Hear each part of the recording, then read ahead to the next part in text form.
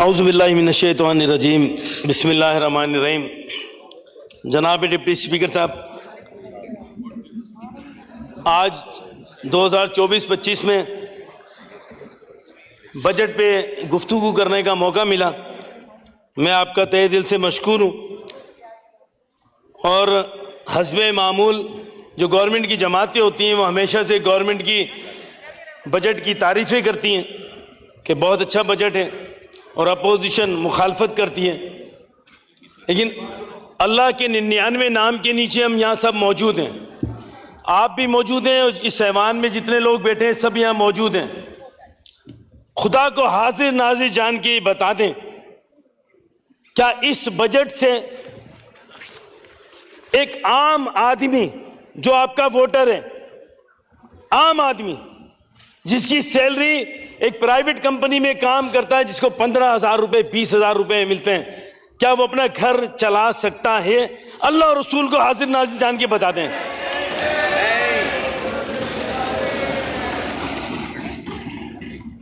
Sir ऐसा नहीं है।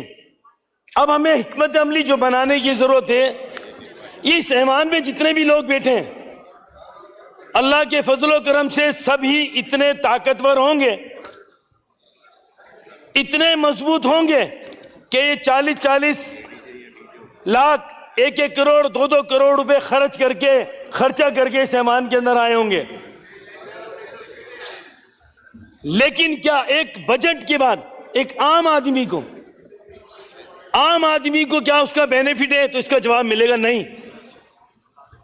मैं आज ये जुमले अदा करके अल्लाह को गवाह बना के अल्लाह के 99 नामों के नीचे अपना फर्ज पूरा कर रहा हूं, हुकूकुल इबाद अदा कर रहा हूं। मुझे अब इससे कोई गर्ज नहीं कि मैंने अपना हक हुकूकुल इबाद अदा नहीं किया।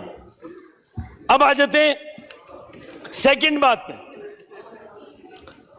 जनाब डिप्टी स्पीकर, 19,000 अरब का ये बजट और 78,000 अरब का कर्जा, मुल्क के अंदर 130 डिस्ट्रिक्ट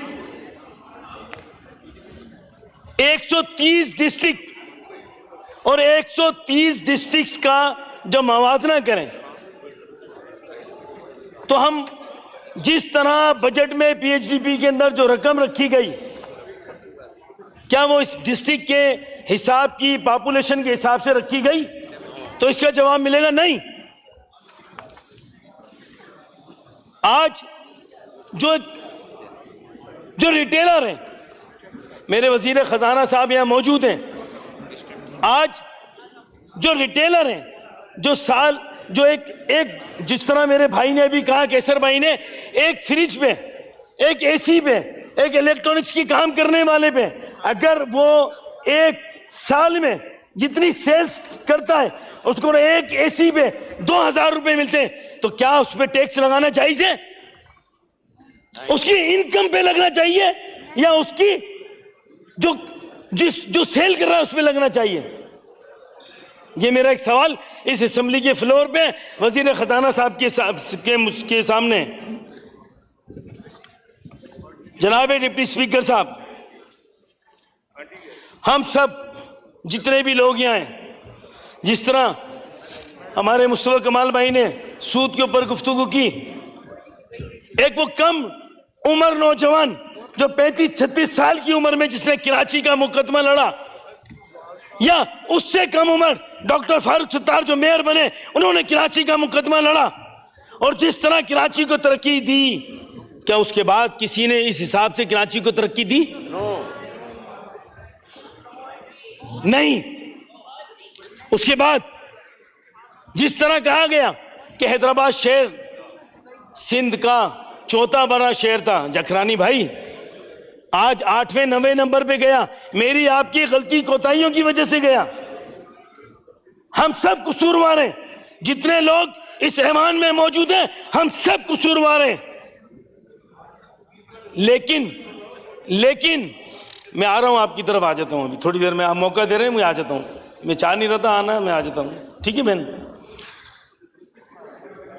जिस तरह हम चाहते हैं कि जिसका जो राइट, जिसका जो हक है उसको मिलना चाहिए, क्या ये गलत है? मेरे दोस्तों ने यह बात की कि एक वक्त में 178 लोग शहीद हो गए। मुझे उसका दुख है। मैं उनके घर वालों से दुख का इजहार करता हूं जो बेनजीर भुट्टो के शहीद के काफिले पे हमला हुआ था। मैं उसके दुख में बराबर का शरीक हूं। शायद इन भाइयों से ज्यादा मुझे दुख हो, क्योंकि एक बहैसियत एक मुसलमान। लेकिन क्या मुझे इस ऐवान से इस सवाल का जवाब मिलेगा कि 10 मिनट में सानिया 30 सितंबर हैदराबाद में हुआ, 300 से ज्यादा लोगों को रोड पे भून दिया गया, उसका कोई हिसाब देगा मुझे? कोई देगा? क्या मेरे शहर में 26-27 मई का वाकया हुआ, मेरे लोगों पे पानी बंद कर दिया गया, क्या इसका हिसाब कोई देगा? नहीं मिलेगा मुझे इस सवाल का जवाब। आज तक नहीं मिला, ना आज मिलेगा। मैं बड़े दुखी दिल के साथ कहता हूं कि कर्जा पाकिस्तान का उतरना चाहिए। जिस तरह मेरे कुलीग ने कहा, हम जितनी भी पॉलिटिकल पार्टी के हेड हैं, हेड के साथ जितने हैं मैंने निकाले उसका रेशो, जो 4-4, 5-5, 10-10 मरतबा जो इस ऐवान में बैठे, जिनकी प्रॉपर्टियां अरबों में चली गई हैं, उनसे टैक्स वसूल करें, उनसे टैक्स वसूल करें। असल प्रॉपर्टी के ऊपर टैक्स लगना चाहिए। एक वैल्यूएशन के ऊपर टैक्स लगना चाहिए। एक अगर 40 लाख का घर और जिसकी वैल्यू 10 करोड़ रुपए की है, तो उसके 10 करोड़ रुपए का उससे टैक्स लें। क्या ये जुमले गलत हैं? जनाब डिप्टी स्पीकर साहब, हम कहते हैं कि दहशतगर्दी में शहीद होने वाले मेरे अफवाज पाकिस्तान के वो जवान, मेरे पुलिस के जवान, तमाम ज़बानें, तमाम कौमियत से ताल्लुक़ रखने वाले, तमाम मसलक से ताल्लुक़ रखने वाले लोग जो शहीद होते हैं, जो मस्जिदों में जाके बम ब्लास्ट करते हैं, इमाम बारगाहों में जाके बम ब्लास्ट करते हैं, लेकिन सोचने की जरूरत है कि वो कौन से मुसलमान हैं जो उनको तबलीग दे रहे हैं कि जाके मस्जिद इमाम बारगाह में नहीं इतने लोगों पे फट जाओ और जाके शहीद हो जाओगे। तो मैंने डिप्टी स्पीकर साहब, तो हमें सोचने की जरूरत है वो कौन से लोग हैं जो इस बात को की तबलीग दे रहे हैं कि जाके किसी मुसलमान दूसरे मुसलमान के पास जाके फटे और जाके आप शहीद हो जाएं। और एक सिर्फ दहशतगर्दी इसी चीज का नाम नहीं है। मैं चाहूंगा कि हाउस में जितने भी सीनियर पार्लियामेंटेरियन बैठे हैं, तवज्जो से मेरे इस जुमले को सुन लें और शायद अपनी ज़मीर की आवाज को रात को सोते वक्त अपने ज़मीर को टटोलें कि दहशतगर्दी सिर्फ इंसानों को मारने का नाम नहीं। जनाब डिप्टी स्पीकर, दहशतगर्दी मईशत की दहशतगर्दी भी है, दहशतगर्दी गुर्बत की दहशतगर्दी भी है। आज बड़ी जिम्मेदारी के साथ एक जुमला अदा करने जा रहा हूं कि आज मुल्क में 90% फहाशी है तो गुर्बत की वजह से।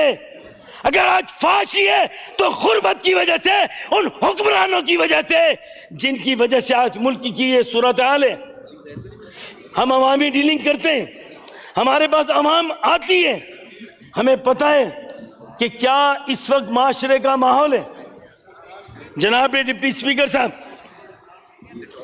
वही कहते हैं जिस तरह मेरे दोस्त पीटीआई के मेरे दोस्त बात हर दफा मैं पीटीआई के दोस्तों से मुखातिब हूं कि आज ये पीटीआई का तो यहां पे जिक्र ही नहीं होना चाहिए, क्योंकि अजब तेरी कुदरत अजब तेरा निजाम, अजब तेरी कुदरत अजब तेरा निजाम, हुसैन से भी दोस्ती यजीद को भी सलाम। ये कौन सा है? जनाब डिप्टी स्पीकर साहब, अजीब माहौल है, अजीब माहौल है। अभी सुनते रहो, ये फॉर्म 45, 47 का जिक्र करते हैं। इस ईमान में एक आवाज आती है भाई मैं आज इस ऐवान से एनए 220 से ये दावा करता हूं कि जिसको शक है आए एनए 220 से इलेक्शन लड़े, दूध का दूध और पानी का पानी सामने हो जाएगा। आए आए अपनी तरफ से, जिसको आना है आए, मैं बताऊंगा आए। मुझे पता है जनाब डिप्टी स्पीकर, मुझे पता है ये फॉर्म 47 और फॉर्म 45 क्या होता है, क्योंकि हम पाकिस्तान बनाने वालों की औलाद हैं। हम 1947 वाले हैं, हम 1947 वाले हैं। आज यहाँ पे बात की जाती है, आज कुर्बानियों की बात की जाती है डिप्टी स्पीकर, आज कुर्बानियों की बात की जाती है। जनाब डिप्टी स्पीकर 1990 आखिरी जुमला 1992 से आज 2024 चल रहा है। जनाब डिप्टी स्पीकर 34 साल से एमक्यूएम पे तो ऑपरेशन जारी है, 34 साल से तो एमक्यूएम पे ऑपरेशन जारी है। आज भी 150 साथी लापता हैं। इस ऐवान में मौजूदगी में हमारे एमएनए शहीद हो रहे हैं, हमारे एमपी शहीद हुए हैं, 17,000 कारकुनान शहीद हुए हैं। हम किसके पास जाके रोएं? हम तो आज भी ऑपरेशन की तसलसल के अंदर हैं। शुक्रिया। माइक खोले वसीम साहब को। जुमले मुकम्मल कर लूं प्लीज। मेरे शहर, मैं अपने हैदराबाद शहर पे भी आ जाता हूं। मेरे शहर में हैदराबाद में साबका प्राइम मिनिस्टर नवाज शरीफ साहब ने हैदराबाद आए थे, ऐलान किया था एयरपोर्ट को फंक्शनल करने का, जो कि आज तक नहीं हुआ। मैं चाहूँगा कि मेरा हैदराबाद का एयरपोर्ट फंक्शनल हो। कराची हैदराबाद जो मोटरवे नहीं बल्कि जीटी रोड बनाया गया है, हैदराबाद कराची से लेकर सक्कर तक मोटरवे बनाया जाए। इसी तरीके से मेरे शहर हैदराबाद में आखिरी जुमले सानिया पेरेटाबाद हुआ जिसमें 27 लोग शहीद हुए। वो जिसकी भी गलती है, वो ओगरा है या जिसकी भी है, मैं कोई ऐसे जुमले अदा नहीं करूंगा जिससे तजाद पैदा हो, लेकिन उसका तसलसल होना चाहिए, उसका खमियाजा भुगतना चाहिए। कौन लोग थे जिनकी वजह से हुआ? जनाब डिप्टी स्पीकर में, और इस वक्त शहबाज शरीफ यहाँ मौजूद नहीं है, प्राइम मिनिस्टर साहब मौजूद नहीं है। मैं उनका शुक्रिया अदा करता हूँ कि मैंने अपने पेरेटाबाद के लोगों के लिए एक लेटर लिखा था कि शहीद होने वालों को 50 लाख, जख्मियों को 25 लाख और एक एक घर से नौकरी दी जाए। तो उन्होंने उस लेटर का जवाब दिया और इसकी जो प्रोसेस है वो आगे चल रहा है। आखिर में मैं इस शेर के साथ अपने इख्तिताम करूँगा। बहुत सारी बातें थी बात करने के लिए, अब मौजू ही नहीं है, किसकी शेर पढ़ें, मुखालफत करें और किसकी हिमायत में बात करें, समझ में ही नहीं आ रहा। जनाब डिप्टी स्पीकर साहब, एक हेस्को का रह गया वो, ताकि मुजफ्फर साहब अवैस भाई यहाँ मौजूद है ताकि इनकी मौजूदगी का फ़ायदा उठा लूँ। हैदराबाद में ईद पर भी, ईद के दिनों में भी लोड शेडिंग हुई। मुझे नहीं पता पूरे पाकिस्तान के किस किस सूबे में, किस किस डिस्ट्रिक्ट में हुई, लेकिन हैदराबाद में लोड शेडिंग हुई। अब आप बताएं कि ईद के दिनों में तो, रमजानों में काफिर भी शुक्रिया। बस आखिरी 15 मिनट हो गए वसीम साहब, 15 मिनट हो गए। शाजिया मरी साहब, नहीं आप शेर पढ़ ही नहीं रहे, आप शेर पढ़ें, डायरेक्ट शेर पे आ जाए। हाँ, कोई वजाहत नहीं।